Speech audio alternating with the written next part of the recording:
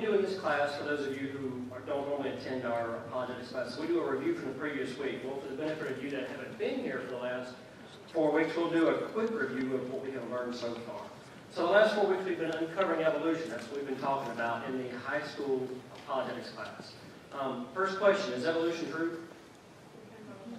Say it again. It depends. Very good. Good job, Jessica. So the question should be what kind? Micro or macro? Because it does make a difference. So don't get sucked into the question, do you believe in evolution? Okay, clarify what it means. Yes. Okay, so don't get sucked in that. So our species is the same kind. Chuck, can you put up the our species is the same kind. Or like kind. Our species and like kind is the same thing. Yeah. No. So which one didn't belong here? Banana. The banana. But the other three could be different species, but they are of like kind. So they'll get you there sometimes too, so be careful of that. But realize, that's slide one, so that's what that is. So the next slide, Chuck. And I'll see if this thing works. So then we talked about the evolution of sorts, and why it's so prevalent today. And we saw in '63 how the words in textbooks jumped up from 4,000 to 40,000 words in an average science textbook. And then we saw other things that jumped in parallel, and they almost overlap exactly. Things like teen suicide rates and having single households without being wed, those kinds of things. We saw all types of things that jumped tremendously, like 1,000% or better. That goes in parallel with the evolution push. Who was president then, by the way? Yeah, Eisenhower, very good. So he is the one who pushed for that. Okay? So when we're talking we're nothing more than an animal, well, we reap what we sow, or what has been sown. So then we looked at some primary dating techniques. Next slide. And that's plain and simple. This is the ACLU, which is the atheist group. Their goal is communism. By their own admission, their own words. It's not me saying it. He said it. That's his quote. Okay? So realize what they're really up to behind everything. So then we looked at some primary dating techniques. And we talked about several. What were the 4 dating techniques we talked about? Radiocarbon dating. What else? Very good. What else? Ice core drilling. Those were the 4 we talked about. Radiocarbon, radiometric, geologic strata dating, and ice core drilling. We talked about those 4. We debunked all 4 of them. Okay, we pretty much showed where they were false and their flaws. Things like Mount St. Helens. I actually saw it happen in 1980 on the TV, and they dated it as 300,000 years ago. I'm not 300,000 years old, although some of you might think that I'm not. Okay, but we saw those things, and with ice core drilling, it's like the latest fad now. We saw the Lost Squadron, a true story. If you've never seen that or heard about it, we're not going to go through the whole lesson again. Look up the Lost Squadron. They said that they were supposed to be under the ice for 1,800 years, and they'd been there for 48 years. It happened in World War II, and they found these claims. Okay. Very, very, very interesting. We saw some young Earth evidences like sodium in the sea and other elements, the amount of mud on the seafloor. And the flood, by the way, answers these things perfectly. Absolutely perfectly, the amount of sodium that's in the sea and other elements and other things like that. Next slide. So then we looked at the Grand Canyon. What's this called? Close. The Khabib Uplift. So it didn't take millions of years to carve out the Grand Canyon, as they would say. It took just a couple thousand years. And the Khabib Uplift shows that very, very nicely. So last week we were talking about how Darwin thought the cell was simple. Okay? Simple.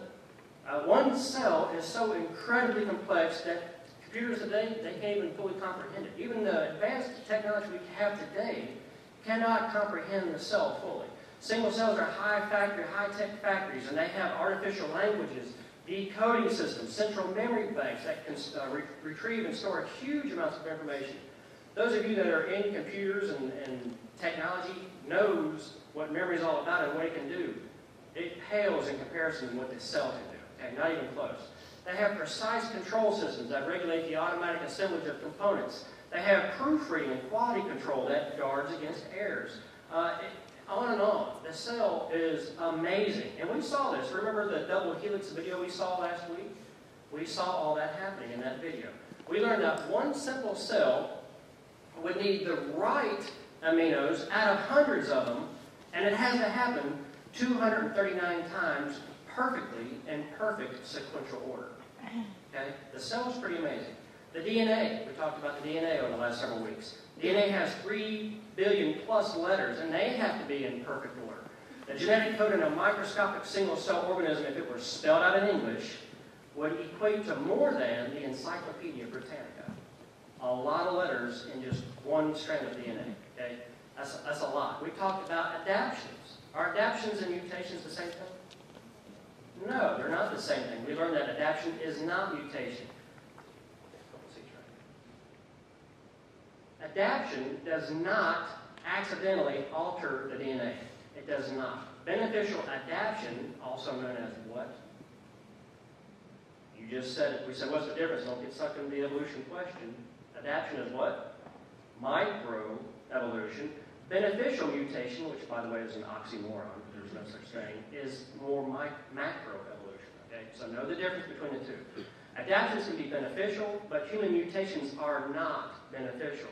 We even looked at specifically MRSA bacteria, and we even showed how antibacterial medication, how they can adapt. So sometimes the antibacterial medication won't work properly. So we looked at adaptation versus mutation.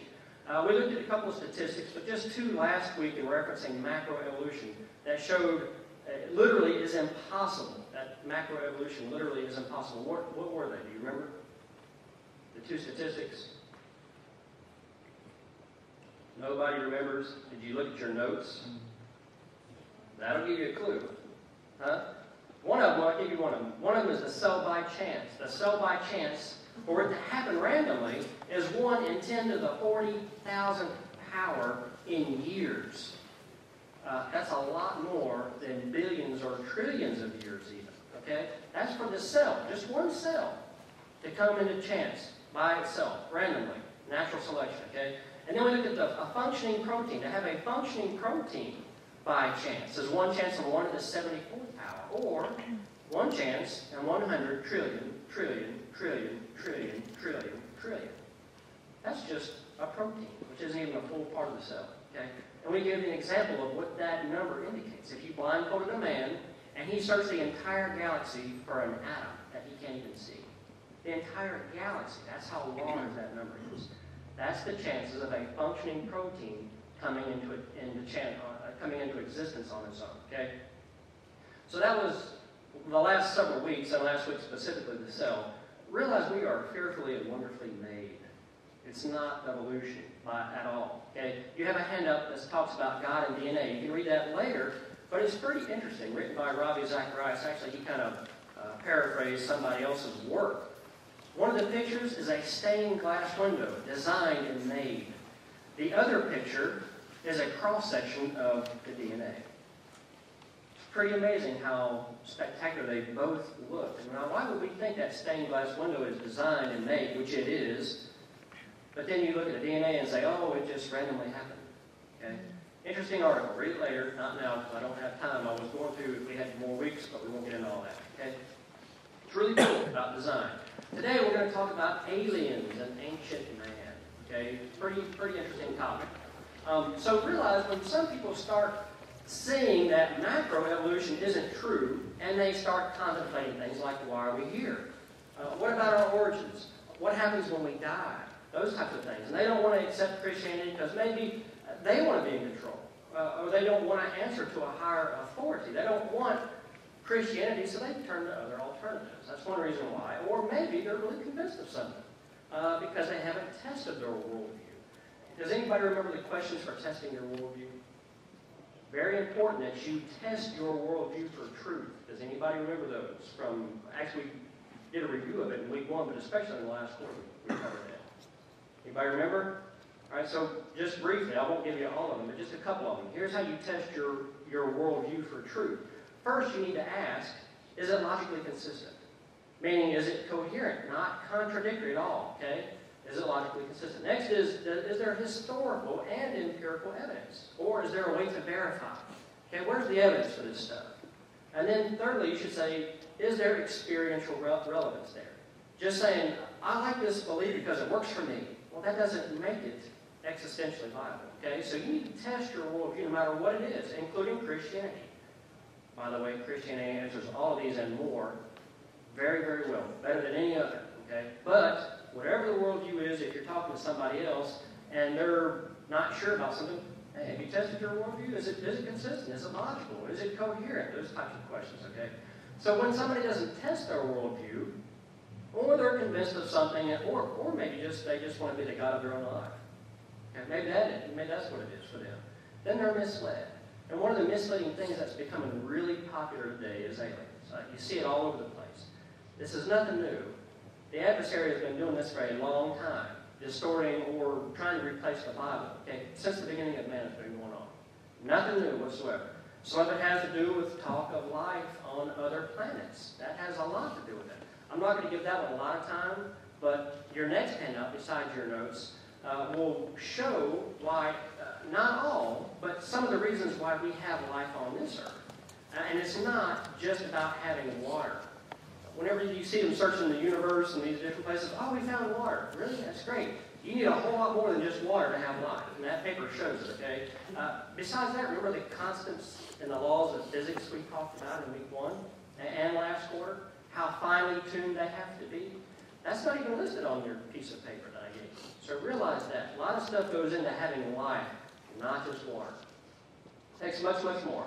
So we've ruled out macroevolution over the last 4 weeks. And even if they find microorganisms, that does not mean there's life. A lot of this has to do with science fiction, believing in science fiction. The number one entertainment source out there today is science fiction. That has a lot to do with it. Think of this. Here's a different perspective. Where did Christ come to live and then die and then rose again? Where did he come? To earth. Yeah, that's a pretty easy answer. At least if you read your Bible, you'll know that. Okay, he came to earth. Keep this in mind. He was and is our Redeemer. He came to earth. So obviously, we're pretty important to him. I would say extremely important to him. Okay? So that's some more evidence for that there's not life out there in the universe somewhere. So let's recall a few things that Mr. Bates, was anybody here when he came and spoke? Did anybody hear him? Okay, several. Very good. Excellent. So we'll do a quick review of some of the things he said and then elaborate. So for those of you that weren't here, you'll get the benefit of hearing some of the things he said. So he said there's 150 UFO sightings every day, and no two have ever been alike. They defy the laws of physics, fly at incredible speeds, thousands and thousands of miles per hour, fly into one another, become one, and then go into another direction. Okay? Sometimes when seen to go to the ground at full speed, do a U-turn and go straight back up at full speed. They have been known to abduct people. We'll talk about that in just a minute. And then the abductee and the alien goes right through a wall. Okay? So it's pretty phenomenal stuff that people have experienced out there. Well, it started to become obvious to many that aliens could not travel thousands or millions of light years across the universe, which would take multiple generations to make a trip. So let's look at some reasoning for why this couldn't happen, okay, making trips across the universe as we know it. Just in our galaxy alone, what's our galaxy's name? Milky Way. The Milky Way. By the way, I don't have any treats to toss out. For those of you that aren't on the class, when you get the right answer, I'll throw you a Milky Way or a Snickers or something like that. Because we're in here, we're not going to do that. We don't want to trash the place, okay? Especially when churches come in here next. So, sorry, no treats today. Whoever gets the most right, you keep up with it, and I'll buy you lunch. How about that? All right. So keep up with it. Yeah, I'm serious. If you do it, we'll take you out to lunch. So, our galaxy is the Milky Way. How far across is the Milky Way? 100,000 light years. So Zach's up already. He's got one. So if we traveled at the speed of light, which we can't do, how fast is the speed of light? Very, very fast. It's not that great. How fast is the speed of light? 186,000 miles a second. 186,000 plus a little bit per second. Okay, keep that in mind. That's per second. Okay, how many seconds are in a year? A whole lot. There's over 31 million seconds. I did the math last night. Okay, over 31 million seconds, and light travels at 186,000 miles per second. Okay, so it would take 100,000 light years, not years. That's why they're light years, just to cross our galaxy, just our galaxy. Let alone the 100 billion plus other galaxies that are out there, okay? So there are many issues that can't be overcome. As you can see, the distance for a light year is huge. Realize that, a huge amount. It's not a year, it's a light year. It's distance, not time, okay? So a couple of the issues. The brain power that will be required to be handed down to each generation. Think of it. If you're going to be in your spacecraft for probably hundreds of thousands plus years to travel 100,000 light years, you're going to have multiple generations of people because nobody lives that long. So everybody would have to be nuclear physicists to fly the spacecraft, okay? Remember, you're traveling 100,000 light years. This is just for our galaxy, okay? The energy that would be required to travel that long for a single spacecraft would be incredible. It takes energy to slow down in space. There's not gravity out there like we have on Earth. There might be in some places, but not like here. So to slow down takes as much as it does to speed up going through space. The space dust, when you're traveling these incredible speeds, realize those things are like bombs hitting your spacecraft, okay? So space dust would be a huge issue. Cosmic radiation would be fatal. The G-forces would destroy life. Advanced technology can't overcome the laws of physics. And as you go faster, and even if that's not enough for you, even if you could go the speed of light, as your speed increases, your mass increases. So it becomes infinite, meaning you would have to convert every atom in the universe to energy. So it's literally impossible to do space travel as we know it. At least long, long distances. Maybe to Mars and back, but not like how we were thinking of aliens kind of thing. So what's going on then? Okay? One of the true UFO believer groups out there, they go by the name of interdimensional hypothesis. And they say that these beings talk to them by channeling. So the alien uses a human body to talk. What does that sound like to you? Well, they're crazy. Okay. What else? Huh? Fortune teller is a good answer. What else? Say it loud. Say it. A demon. Yeah, it is. Exactly. It's demonic. Okay. They're channeling. Okay. You see this all the time. Psychics, tarot card readers. Okay. Think about these things. They're using a human body to channel. They're even saying that. They're even using that language. Okay. So it's demonic, plain and simple. And we'll show why. We're not just going to say that. In Apologetics, we show why. Okay? So we're going to go into that a little bit. This has become a religion and a substitute for Christianity. Even some saying that the aliens are God. They even some of them have Bibles where they substitute the word God for alien and use the Bible. But say the aliens are the ones who did all this and created everything. Realize that. It's becoming more and more popular. Whatever they can do to replace God, they will. So some sightings might be experimental, maybe armed forces, maybe NASA, those types of things. Over 90% of sightings can be explained naturally, no problem. Some probably, plain and simple, just made up. People maybe want some notoriety or somebody to be seen on TV or something. So many of them are made up, but some may truly have been seen and are strange and do defy the laws of physics like we just described.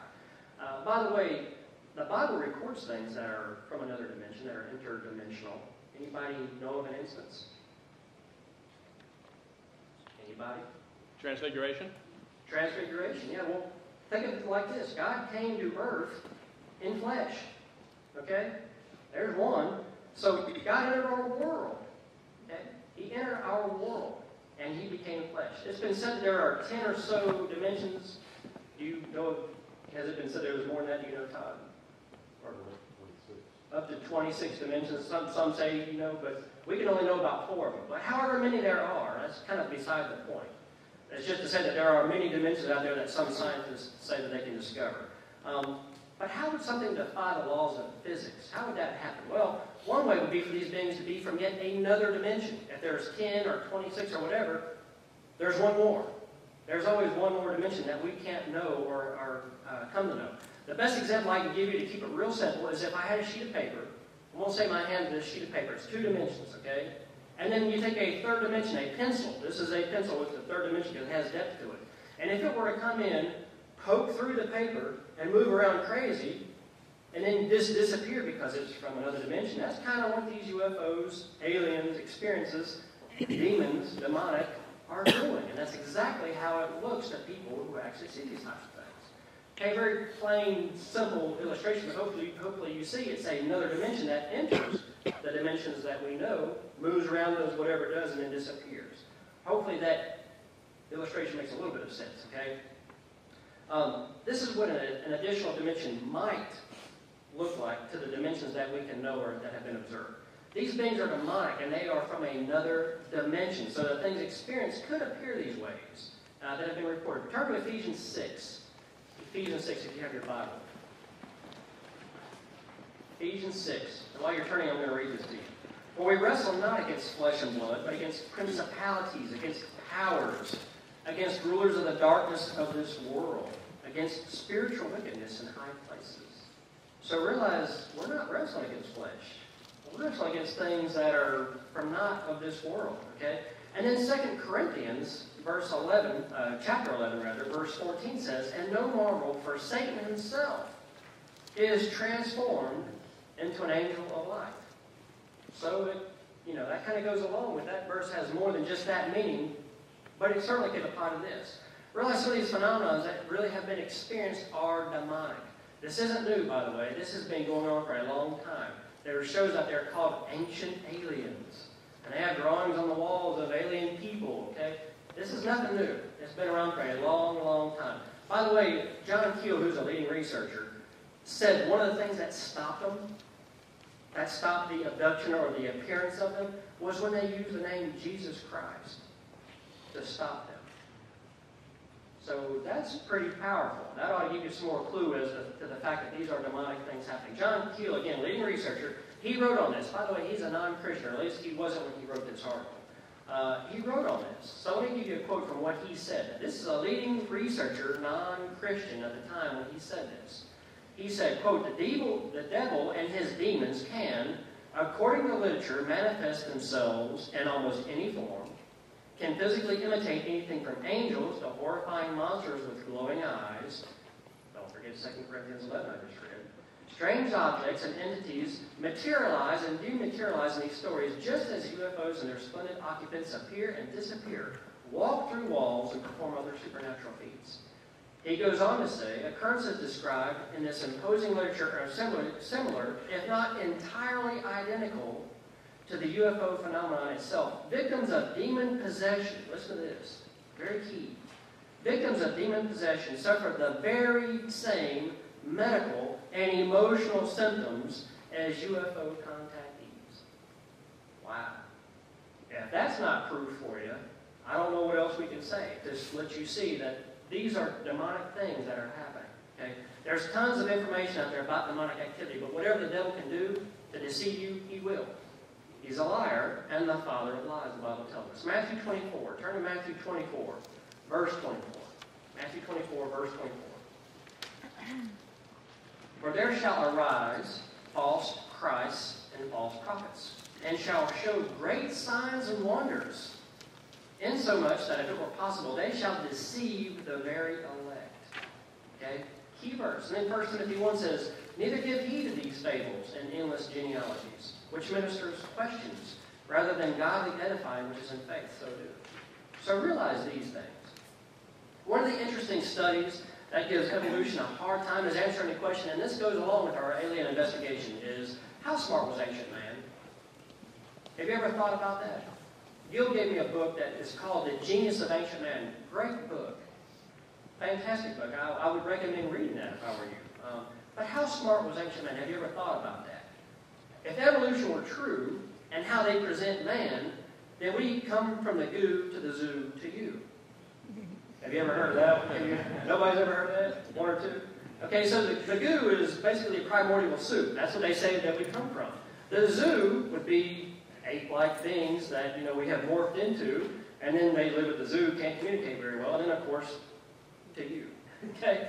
So that kind of describes evolution in a nutshell, from the goo to the zoo to you. Okay? But the point is that these Neanderthals, and we'll look at them briefly in just a minute, weren't that smart, according to what they say. And this would show evolution is true, right?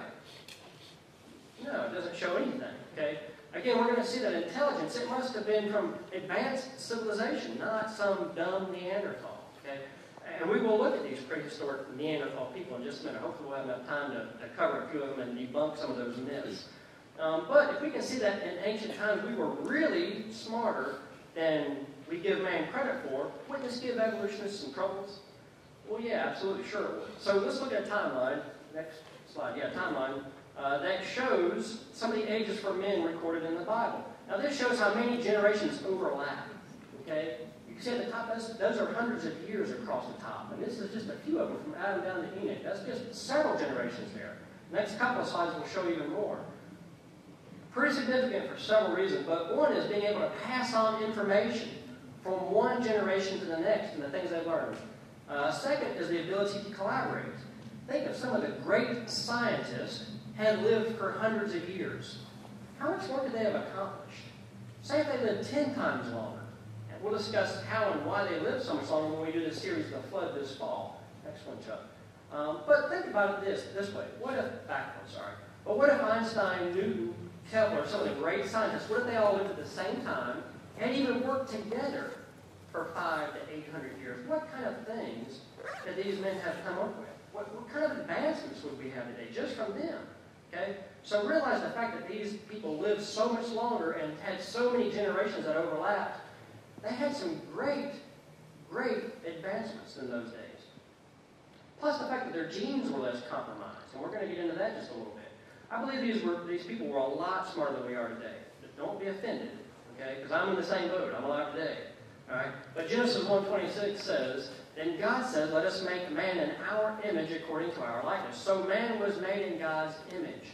So Adam, being the first man, was perfect. And he learned from God, the perfect teacher. Could you imagine the schoolwork that he had to do? The things that he was able to realize, being how he was directly taught from God. But let's look a little more why. Your DNA, your genetic code, or your chromosome, okay? It looks like a twisted ladder. We saw this last week in the double helix video. If it were regular size, it would stretch from here to Chicago, okay? And everybody should know what the DNA double helix looks like. If you don't, I'll show you a video later on. It's really pretty cool. Well, half your genes, a gene, by the way, we learned last week, is one of the rungs on the ladder. Half from your mother, half from your father. So what happens is, the ladder, the DNA, half from your mother, half from your father, it unwinds, splits down the middle. Both line themselves back up in perfect order. Again, we saw this last week in the video, how these molecular machines each have a function, and they do it perfectly. It's absolutely amazing how it happens. But that's just one chromosome, and you have 46 per every cell in your body. Little side note. This kind of brings new meaning, too, to being born again, to being regenerated or regened. Next time you think about being born again, think about it in those terms. Pretty cool to think of it like that. Born into a new family, okay? Anyway, they lived to be 900 years, in part, not the only reason, but in part due to a pure gene pool, okay? So Adam and Eve's genes were perfect. Okay, we have a genetic load, meaning about 4,000 of these or so are defective. Sort of like a computer program where something has gone wrong. And we talked about mutations and how they take away from information. And that's why, if you marry closer than a first cousin, there's a high probability that you have a similar gene code, and both may have the same defective genes. This is where the issues come in with having children, okay? But the original creation didn't have these defects. One, they had to intermarry, what other choice was there? But two, they could without issues because they didn't have these defective chromosomes. So obviously, they became more defective as time goes up till today. More on this, again, when we look at the flood in the fall series. Anybody know anything about dog breeding? At all? I know just a little bit just because we have purebred dogs, okay? But I can tell you from experience, if it's a purebred dog, they'll have more issues like allergies and other things, much more than a mutt. Well, this is part of the reason why, because their gene code is so close to each other, defective. There's many other reasons why they live longer, which contribute to being smart. Perfect environment, perfect food supply, more oxygen. Maybe it was pressurized. Again, we'll cover this in the flood series this fall. But many evidences for a long life. We're just going to look at their intelligence. Like I said, this would give evolutionists a major problem, a major issue, okay? Because it would show the opposite of evolution. So ancient people were advanced in astronomy. We find many structures today that were built in alignment with the constellation of the stars. They appear to be very important part of this culture. Like from the Greeks to the Mayans and many other cultures around the world, you can start seeing some of these things. Keep growing, Chuck, about every 30 seconds or so to this live. Okay, think about some of the structures they built, the architecture and the construction it took. Researchers scramble and they cannot figure out how these things were these impressive buildings were built. Okay? They moved and placed huge stones. Even today's equipment can't place so perfectly. Like from the pyramids of Egypt, some of these are from there, to stone structures from Britain to Peru, odd polygon shapes, fit together perfectly like a puzzle with no mortar. Even underwater cities have been found that have the same megalithic-type construction. Many of these projects were thought to have been completed around, commonly dated back to about 2000 BC. Imagine that. What happened roughly around that time? The flood. Soon, close to that time, okay? Some of these have been done extensive research which have reported that they have been machine work type artifacts, as well as high velocity drills and saws and industrial quality lathes. They've given evidence for silicon carbide looped wires that even today are used for cutting granite and other hard rocks. These people were smart. They were really advanced, okay? Sculptures even fit together like Legos. I mean, today's computers can't do it. Even pieces that are so difficult to piece together, the equipment today has a hard time just designing them, letting alone putting them together. They had advanced sanitation, irrigation, maps, and boats. All were designed. Music and art that have been discovered that are incredible. And, of course, a lot of pyramids like you have been seeing. Okay? These things are just incredibly fascinating. Ancient man was genius. And this is a major issue for evolutionists. So we've just discussed long life, pure genes, direct knowledge from the Almighty. And I saw a show that was showing these pyramids and mounds. Anybody want to guess the name of the show?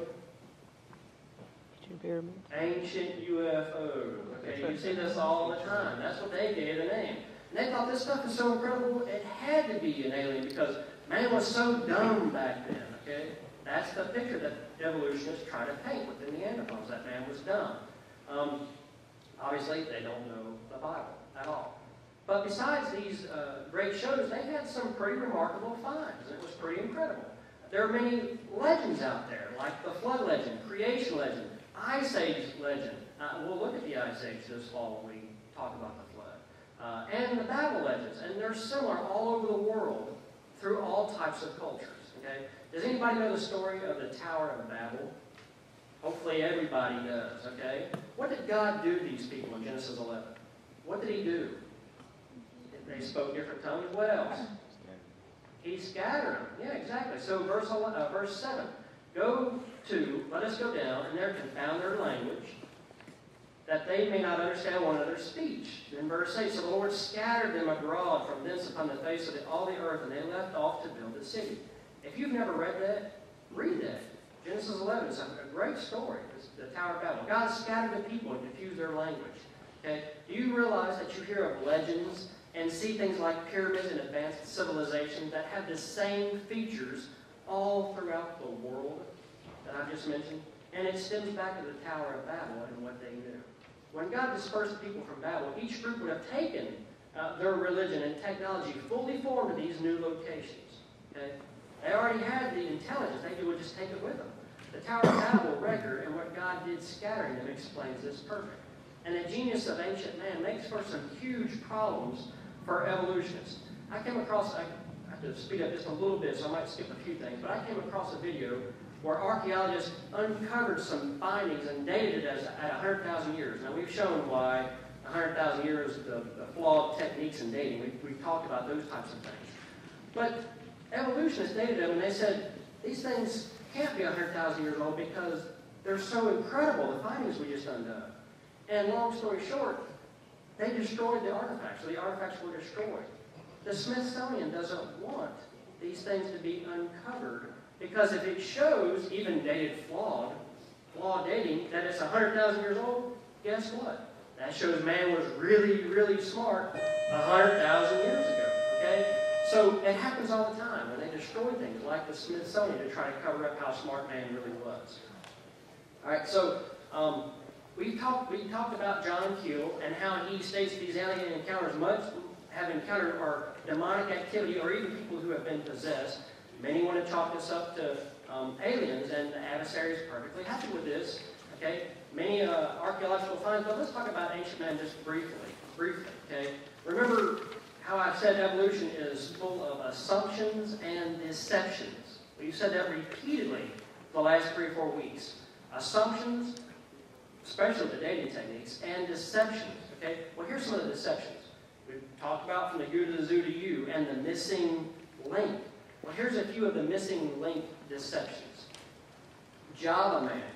Java Man was a leg bone that was human, and a skull that was found 50 foot away, and the man who found it all finally admitted that he lied about it.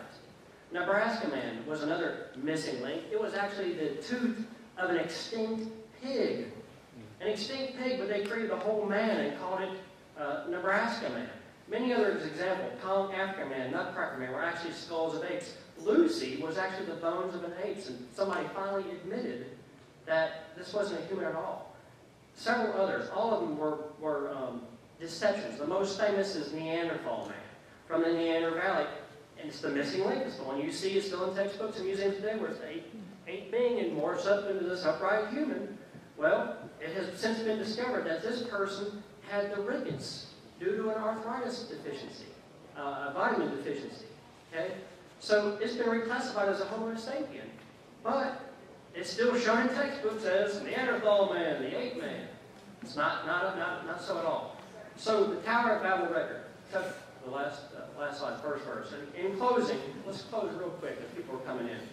When you look at the night sky, don't think what else is out there. Think of the one who created it all.